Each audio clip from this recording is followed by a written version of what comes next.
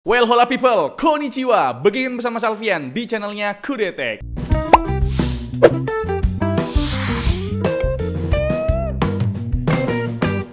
Seri Plus dari line-up Galaxy S25 series kayaknya underrated banget bre. Padahal dari segi spesifikasi yang ditawarkan itu menarik banget loh. Misalkan resolusi layarnya udah 2K kayak yang seri Ultranya. Sedangkan yang S25 polos masih Full HD. Terus soal baterai juga jauh lebih besar kapasitasnya dari S25 Basic, tapi 11-12 sama yang seri Ultranya. Chargingnya juga sama-sama kenceng dengan seri Ultranya, tapi jauh lebih kenceng dari S25 polos. Dan yang paling menarik tentu dari segi harga. Selisih dari S25 polos cuma 3 jutaan. Jelas, ini bisa jadi pertimbangan utama, apalagi kalau lihat harga seri Ultra yang udah tembus di 20 jutaan. Tapi sebelum lanjut, ada komentar menarik di video hands-on kita tentang Galaxy S25 Ultra bre. Dari Randy Fastall 373. Sebenarnya belum mentok bang, masih ada sensor kamera 1 inci di kamera utama, masih ada sensor Samsung SOCELL HP9 di periskop, masih ada baterai silikon karbon. Konteks dari komentar ini adalah kita berpendapat kalau perkembangan teknologi smartphone khususnya di hardware kayaknya udah mentok gitu bro. Tapi diingetin lagi sama Bro Randy soal beberapa teknologi hardware yang belum ke-unlock di Galaxy S25 Ultra. Nah, di versi Ultranya aja belum ke-unlock, apalagi buat versi S25 Plus ini. Kayaknya Samsung masih terlalu nyaman lah di tata smartphone global. Mungkin mereka berpikir lawan mereka cuma Apple, tapi Samsung, cobalah dicek pesaing dari China ya. Mereka tuh udah se-advance itu loh. No, Vivo pakai sensor dari pabrikanmu, SOCELL HP9. No, Oppo udah uji coba baterai silikon karbon. Xiaomi dan kawan-kawan udah pakai sensor 1 inci. Masa iya kalian mau berdiam diri aja? Tapi perihal sensor SOCELL HP9 ini kemungkinan sih Samsung lagi tes pasar. Ternyata kesannya positif nih di masyarakat. Kemungkinan besar di generasi selanjutnya Samsung bakal pakai sensor garapannya sendiri. Ya namanya juga jualan pak. Kalau Samsung pakai sensornya di produk mereka sendiri, nanti yang lain mau jualan apa? Loh, kenapa jadi menarik gini opini ya? Tapi ya mungkin Samsung punya strateginya sendiri lah buat bertahan di pasar smartphone bre. Ingat ya, Samsung bukan cuma jualan HP, tapi jualan joran HP-nya juga.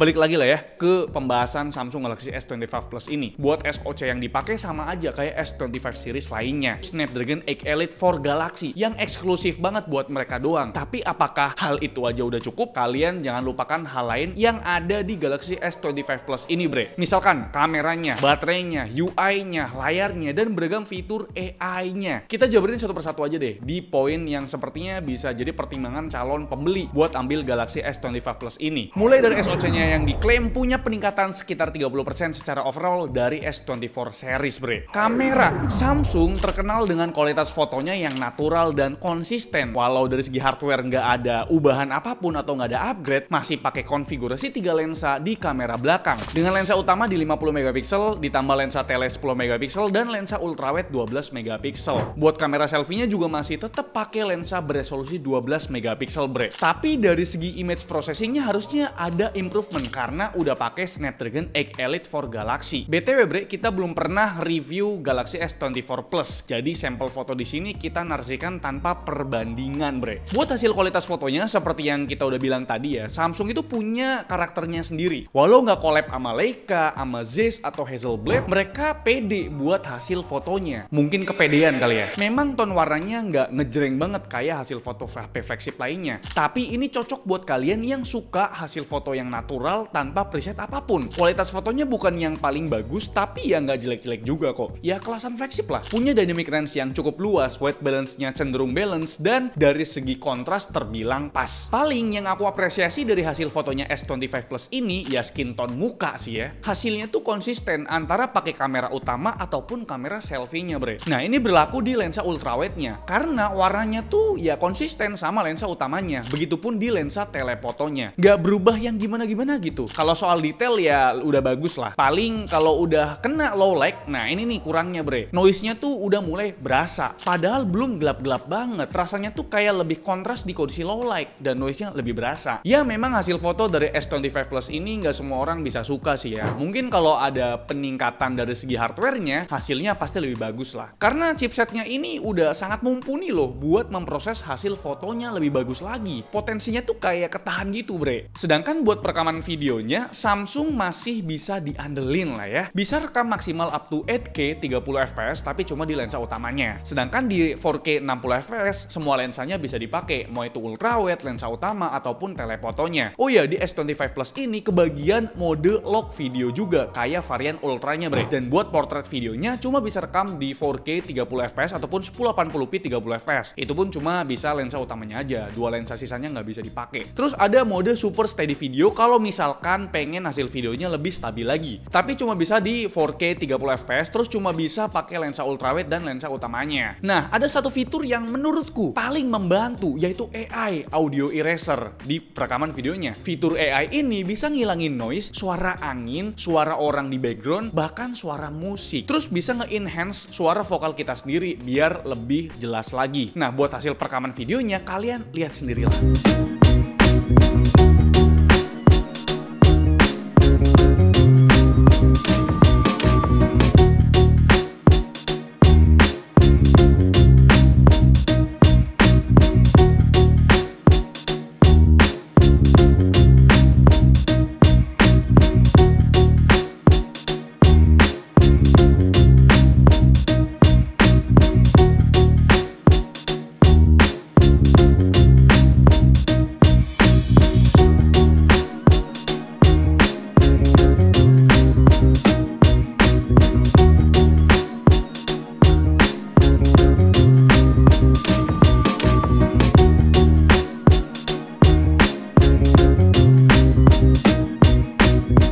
Terakhir kita tes untuk AI audio eraser yang cukup membantu sekali ya. Ini kita lagi di lobby, anginnya kencang banget pak.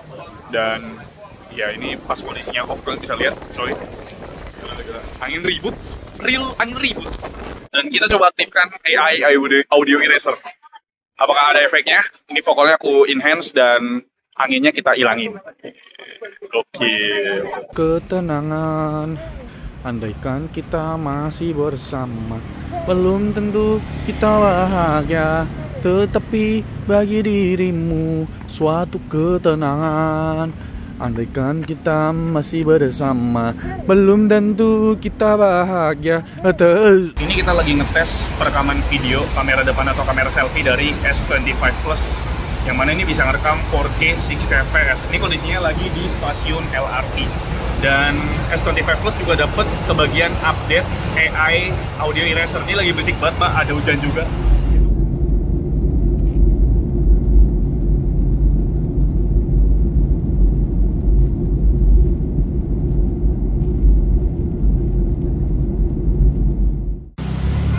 Ini untuk perekaman video 4K 60 fps di Samsung S25 Plus. Cukup stabil ya ini sambil jalan. Dynamic range-nya sih oke gitu ya. Awannya masih kelihatan jelas.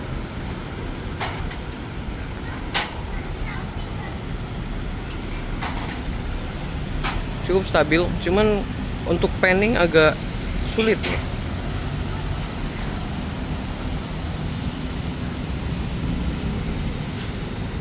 Panningnya tidak se-smooth itu ya. Kalau misalnya kita naik turun gini, stabilizernya itu kayak agak delay.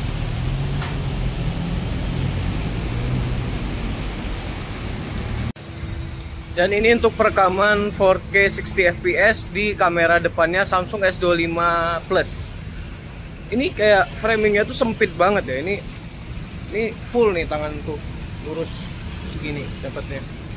Dan untuk dynamic range-nya bisa dilihat, awannya kelihatan, warna muka kita juga masih kelihatan ya, saturasinya juga bagus. Dan ini untuk tes kestabilannya, sempit banget frame-nya. Ini tangan aku udah lurus selurus-lurusnya untuk dapetin headroom yang pas gitu. Kalau biasa gitu gini, full banget di muka. Just begini. Stabil, sangat stabil. Ini tanganku juga tremor ya. Langitnya masih dapat dynamic range-nya. Dan ini untuk pengetesan kamera depan S25 Plus 4K 60 fps.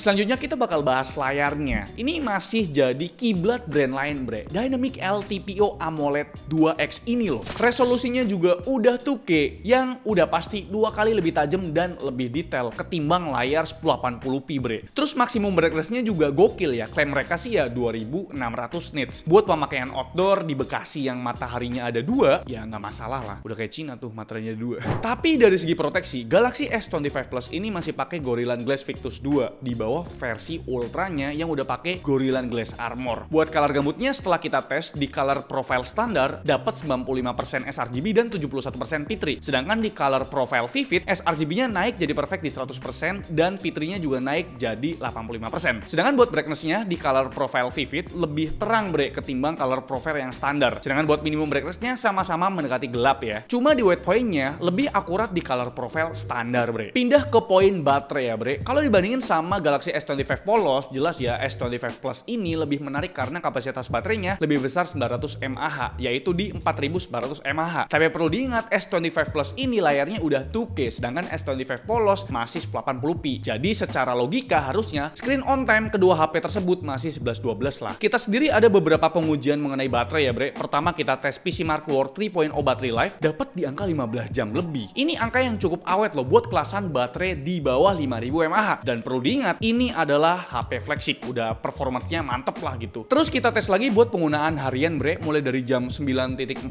pagi, baterai tuh masih full ya. Terus setengah 2 kita OTW ke event pakai LRT. Ke stasiunnya naik Gojek, baterainya tuh tersisa 79%. Sampai di event jam 4 sore, baterainya nyisa 51%. Dan di jam 5.47 balik lagi ke LRT, baterainya nyisa 37%. Sampai studio jam 7 malam, tersisa 26%. Sampai akhirnya di jam 10 malam sebelum tidur baterainya masih ada 3%. Secara screen on time Galaxy S25 Plus ini dapat screen on time sekitar 7 jam 30 menitan lah. Aku pribadi cukup puas ya dengan baterainya S25 Plus. SOT-nya itu lebih baik lah dari S25 paling basic. Ini sih dari teman-teman reviewer lain lah. Kalau chargingnya sendiri, Galaxy S25 Plus ini udah support super fast charging up to 45 watt. Sedangkan S25 polos cuma mentok di 25 watt aja. Di sini kita coba charge pakai adapter 48 watt, ngisi 50% butuh waktu 54 menit, sedangkan ngisi sampai full butuh waktu 2 jam. Ya memang bukan waktu yang cepet, malah terbilang lama ya bre, karena memang HP-HP mid-range zaman sekarang tuh lebih kenceng dari HP ini. Tapi positifnya, umur baterai jadi lebih awet, karena panas yang dihasilkan lebih minim. Ingat bre, semakin kenceng adapternya, semakin tinggi panas yang dihasilkan, dan ya pengaruhnya di baterai gitu. Umur baterainya jadi lebih pendek, makanya 45 watt di S25 Plus menurutku udah pas lah. Next kita bahas soal UI-nya. Status One UI sebagai UI terenak di dunia, harusnya ya semua orang setuju lah ya. No debat lah, UI-nya user friendly, gak ribet, ikonnya bagus, gak norak lagi. Apalagi di One UI 7 ini sekarang udah ditambahin fitur no bar ala-ala Dynamic Island-nya buah-buahan. Makin asik lagi, ada mainan baru di lock screen bre. Semoga ya ada update buat aplikasi-aplikasi lain semisal Gojek ataupun Grab, karena dua aplikasi itu tuh sering kepake sih ya. Jadi nggak perlu buka lock screen, tinggal ya scroll-scroll aja di lock screen-nya gitu. Terus posisi search bar-nya di menu utama juga pindah ke bawah yang lebih natural buat anatomi jari tangan kita kalau lagi one hand mode. Beragam fitur dari Galaxy AI semisal Gemini yang lebih terintegrasi ya sama aplikasi bawaan Samsung. Terus ada Galaxy AI Transcript Assist buat jadi notulen pribadi pas lagi teleponan. Ada juga Galaxy AI Generative Edit yang sempet viral pas dibandingin sama buah-buahan bre. AI Eraser di Samsung ini udah lebih advance lah, karena selain bisa ngehapus objek, AI Eraser Samsung ini bisa ngefill atau ngisi bagian yang udah dihapus, dan hasilnya itu mendekati akurat dan lebih natural dilihat. Bahkan ada yang bilang ini tuh kayak nggak diedit. Ini yang HP flagship lain masih belum bisa loh bre. Jadi Galaxy AI di sini tuh nggak gimmick lah menurutku. Oke, dan sampailah ya kita di pembahasan spesifikasi dan performanya. Semua Galaxy S25 series pakai chipset yang sama, yaitu Snapdragon 8 Elite for Galaxy yang punya 8 core dengan konfigurasi 2 core Orion V2 Phonic L dengan clock speed up to 4,47 GHz dan 6 core sisanya yaitu Orion V2 Phonix M yang clock speednya up to 3,53 GHz. Terus core Antutunya udah tembus 2 juta lebih. Untuk kelasan HP flagship compact ini udah termasuk kenceng bre. Jangan dibandingin sama HP gaming, itu udah beda cerita soalnya. Buat skor single core dan multi core-nya juga ya jadi salah satu yang tertinggi lah di antara smartphone lain yang udah pernah kita tes. Nah sekarang kita masuk ke pembahasan gaming performance-nya. Ini mungkin yang kalian tunggu-tunggu ya. Disclaimer dulu bre, kita tesnya di ruangan menggunakan AC dengan suhu ruangan di kisaran 26 derajat Celcius. Pertama kita mainkan game sejuta umat yaitu Mobile Legends, yang sayangnya di unit test kita cuma kebuka di frame rate super doang dengan grafik ultra. Jadi performanya ketahan di 90 fps aja bre. Entah kenapa ya, padahal di unit S25 polos itu bisa kebuka di 120 fps loh. Tentu dengan performa yang ketahan di 90 fps tadi bikin suhu HP ini sangat adem. Cuma di angka 37 derajat Celcius di sisi layarnya maupun di sisi backdoornya. Sedangkan konsumsi baterainya setelah main 1 jam berkurang cuma 15% aja karena nggak di push to the limit. Game kedua ada PUBG Mobile. Nah di game ini presetnya itu kebuka sampai 120 fps alias ultra ekstrim. Aneh banget kan Mobile Legends? Performanya sendiri cukup stabil di 111 fps dengan suhu yang masih bisa ditoleransi telapak tangan kita di bawah 40 derajat Celcius di kedua sisinya bre. Tapi memang buat konsumsi baterainya lebih boros ketimbang Mobile Legends tadi. Sama-sama main 1 jam baterai itu berkurang 19% karena memang harus nge-push sampai 120 fps bre. Game ketiga ada COD Warzone. Kita main pakai preset rata kiri dengan frame rate uncapped biar bisa ke unlock. Tapi ternyata S25 Plus ini terlihat kewalahan banget buat ke 120 fps. Jangankan ke 90 fps pak, 60 fps aja nggak sanggup karena fps rata-ratanya malahan di bawah 60 nih. Akibat nge-push performa di game ini, suhu permukaannya jadi menghangat. Di sisi layar tembus 43 derajat Celcius dan di sisi belakang di 42 derajat Celcius. Sedangkan buat konsumsi baterainya terbilang lumayan boros nih. Main 30 menit baterai berkurang 13% bre. Lanjut ke game racing, di sini kita tes Car X-Street dengan preset rata kanan mentok. Hasilnya di 15 menit awal memang masih enjoy di atas 50 fps ke atas. Tapi setelahnya malah makin turun, bikin rata-rata fps-nya cuma di 51 fps bre. Tapi masih aman lah di 50 fps. Buat suhu permukaannya mirip sama game COD Warzone tadi bre. Ada di kisaran 42 derajat Celcius di sisi layar ataupun di backdoornya. Sedangkan untuk konsumsi baterainya pun mirip ya sama COD Warzone tadi. Main 30 menit berkurang 13%. Game terakhir ada Wuthering Waves sebagai perwakilan game MMORPG. Kayaknya bosen banget main Genshin Impact. Udah pasti bisa lah di HP ini. Tentu kita pakai preset ultra dengan FSR on. Hasilnya FPS yang didapat masih cukup tinggi di 55 FPS bre. Tapi memang buat suhu permukaannya jadi yang paling anget dari kelima game lain. Baik di sisi layar ataupun di backdoornya tembus 44 derajat Celcius bre. Tapi konsumsi baterainya masih sama kok ya. Main 30 menit berkurang 13% juga. Oke bre, jadi kira-kira itu dia ya untuk pembahasan atau ulasan lengkap dari kami mengenai Samsung Galaxy S25 Plus ini. Mungkin agak lama ya kita reviewnya karena memang kita pakai HP ini kurang lebih sebulan lah ya. Jadi memang biar kita dapat kesimpulan dan kita kasih tahu ke kalian. Kesimpulannya, HP ini start from 16 juta kalau nggak salah ya. 16.999 untuk varian yang terendahnya di 12/256 GB. Mungkin kalau kalian ikut pre-order kemarin kalian tuh dapat double storage tuh lumayan ya kan. Dan untuk warna yang aku pakai ini cukup enak ya, cukup enak dilihat gitu ya. Kayak warna-warna ungu gitu. Nah, sekarang kita masuk ke kesimpulannya aja dah. Samsung Galaxy S25 Plus ini jadi HP yang underrated dan menurutku pribadi ini HP yang cukup menarik. Compact, ringan, tipis, tapi layarnya besar, baterainya juga besar. Dan ternyata screen on time-nya juga nggak boros-boros banget, dapat di 7 jaman loh bro. Terus fitur Galaxy AI-nya di sini juga lengkap banget sama kayak abangnya yaitu yang varian Ultra bre. Udah gitu ya untuk perekaman videonya juga masih sama kayak varian Ultranya, lock video dan lain sebagainya. Cuma memang untuk hasil fotonya memang kalian perlu diingat dan kalian juga harusnya tahu ya hasil fotonya ya masih bisa dibilang mediocre lah, masih biasa aja gitu loh. Dan untuk performa gamingnya ternyata untuk beberapa game kita nggak ada komplain, suhunya juga masih bisa dihandle sama HP ini walaupun di beberapa game kalau kita set rata kanan suhunya tembus 43 derajat Celcius. Ya lagi-lagi kalau kalian mau main game di HP ini usahakan kalian pakai cooler lah ya biar nggak panas-panas banget gitu loh. Mungkin Mobile Legends adalah update atau mungkin dari Samsungnya update lah ke 120 fps karena di S25 Basic itu udah kebuka di 120 fps. Aku juga nggak ngerti nih. Udah pakai cara-cara lain juga tetap nggak kebuka tuh. Tapi gimana menurut kalian mengenai Samsung Galaxy S25 Plus ini? Coba kalian diskusi di kolom komentar atau mungkin kalian pengen ambil yang versi basicnya aja karena lagi nyari HP compact gitu. Ya silakan lah. Like video ini kalau kalian suka, dislike kalau kalian jelek banget. Dan jangan lupa untuk tekan tombol subscribe warna putih karena bukan warna merah lagi. Salvian. Selaku host di channel mengucapkan terima kasih. Sampai jumpa di video selanjutnya. Bye bye.